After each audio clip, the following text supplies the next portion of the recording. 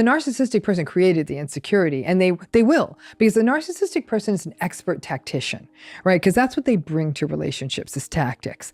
And so they are very expert at knowing, like, your wound is abandonment, piece of cake. So if you say, I can't do this anymore, I'm out, the narcissistic partner will say, okay, cool, let's call it quits. You'll be like, oh, that's not what I wanted them to say. I wanted them to say they were going to fight for the relationship. You see what I'm saying? Like, it's so interesting because, and part of the reason narcissistic people are so successful is because they're so socially perceptive.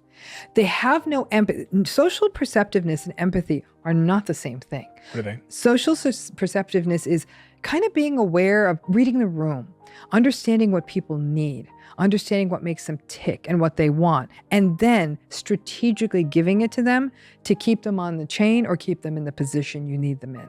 Pathological manipulation is that there's absolutely no regard for the harm it's bringing the other person. You really are giving absolute primacy to your own needs and then making the other person think that this truly is good for them. This isn't as simple as I'm going to sell this car to someone, maybe it's not the right car for them. This is really around psychological stuff.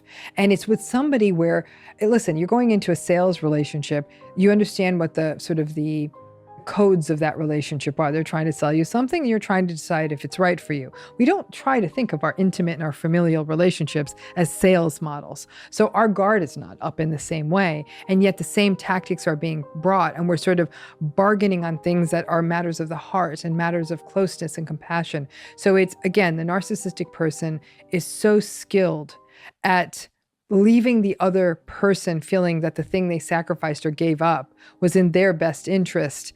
And ultimately, the narcissistic person is so self-centered that anything that they're trying to do is going to serve them.